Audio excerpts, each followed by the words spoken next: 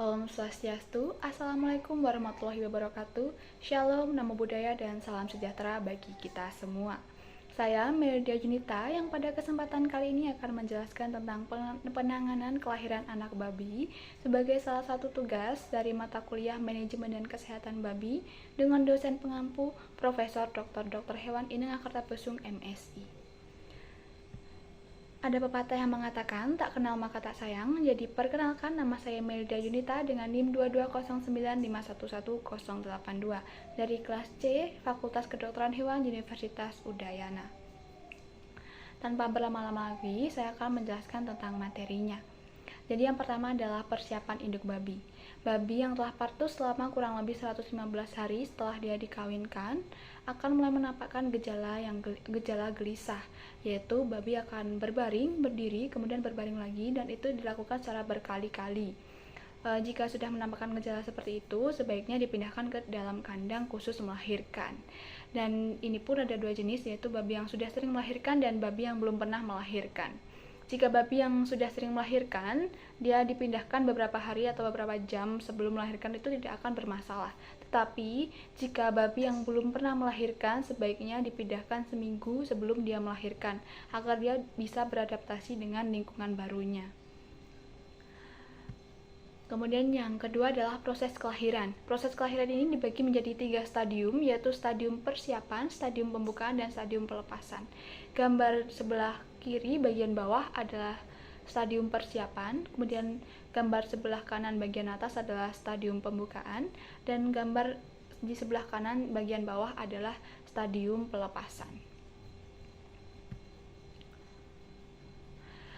Saya akan menjelaskan beberapa stadiumnya atau ketiga tahapan stadiumnya. Yang pertama itu adalah stadium persiapan. Jadi perutnya babi itu akan turun ke bawah, urat daging di sekitar vulvanya itu akan mengendor, vulvanya itu akan membengkak dan berwarna merah seperti gambar di sebelah kiri atau video di sebelah kiri. Kemudian ambingnya itu akan mengeras dan berwarna kebiruan. Biasanya 12 jam sebelum dia melahirkan akan keluar air susu seperti gambar di sebelah atau video di sebelah kanan. Kemudian nafsu makan babi juga akan menurun.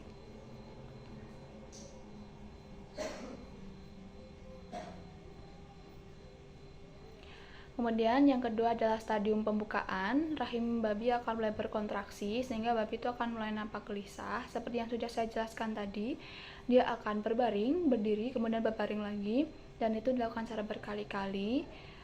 Tetapi induk ini akan mulai sering berbaring mendekati dia melahirkan. Tubuhnya juga akan memanjang dan serviknya terbuka yang menandakan bahwa babi siap melahirkan. Feses babinya pun akan mulai sedikit karena seperti yang sudah saya jelaskan sebelumnya, nafsu makannya itu menurun.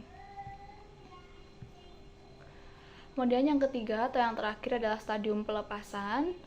Proses kelahiran babi itu biasanya memakan waktu 1-12 jam. Jika lebih dari 12 jam dia tetap tidak melahirkan, sebaiknya dibantu dengan suntikan hormon. Kemudian ciptakan juga situasi yang tenang agar babi itu nyaman dalam saat melahirkan dan tidak terganggu atau tidak merasa terancam. Dan usahakan juga yang membantu proses kelahiran babi itu orang-orang yang biasanya di kandang, karena jika orang baru babi tidak akan mau.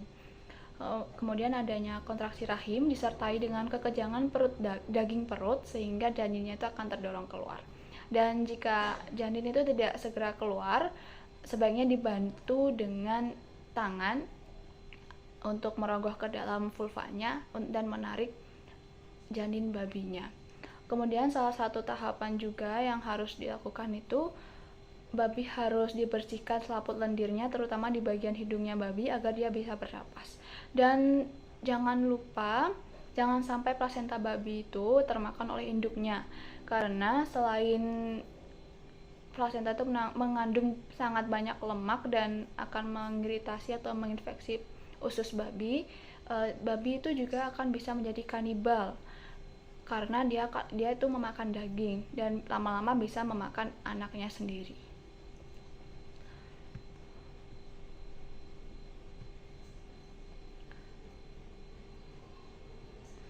Kemudian ada yang tiga atau yang terakhir itu adalah penanganan babi baru lahir. Jadi yang pertama itu bisa dilakukan itu pemotongan plasenta, karena seperti yang sudah saya jelaskan tadi, takutnya dimakan induknya.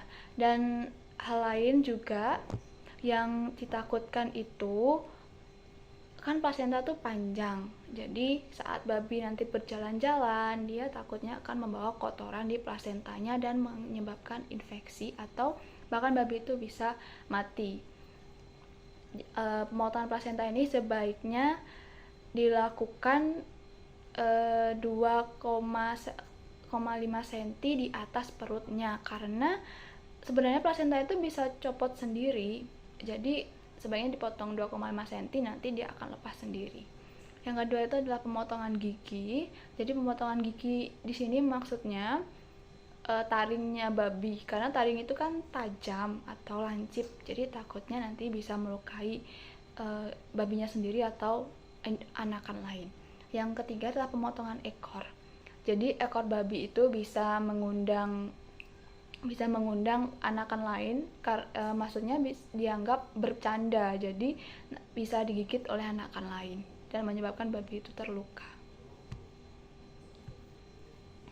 Kemudian ada perawatan anak babi. Jadi harus dilakukan penimbangan anak babi secara rutin agar mengetahui perkembangan berat badan babinya, karena babi itu kan dijual untuk babi guling ya, jadi harus berat. Jika babi yang perkembangannya kurang, itu akan dieliminasi atau dimusnahkan. Kemudian yang kedua adalah penambahan zat besi. Ini bisa dilakukan secara injeksi maupun oral. Kemudian ada vaksinasi dan pemberian obat cacing. Kenapa pemberian obat cacing ini juga penting? Karena cacing itu kan tidak menimbulkan gejala yang jelas jika dia tidak infeksinya berat. Jadi takutnya nanti saat babi itu terinfeksi cacing atau parasit, dia tidak diketahui oleh pemiliknya dan berat badannya itu akan menurun sehingga merugikan peternakan tersebut. Kemudian yang terakhir adalah kastrasi.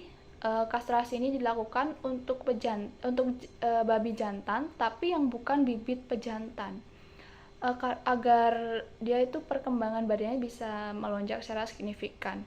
Dan hal lain, biasanya babi itu yang jantan saat dia memasuki fase untuk dikawinkan, dia akan berubah menjadi agresif, dan agresif ini ditakutkan nanti bisa melukai babi yang lain. Kemudian ada juga perawatan anak babi jika dia kehilangan induk.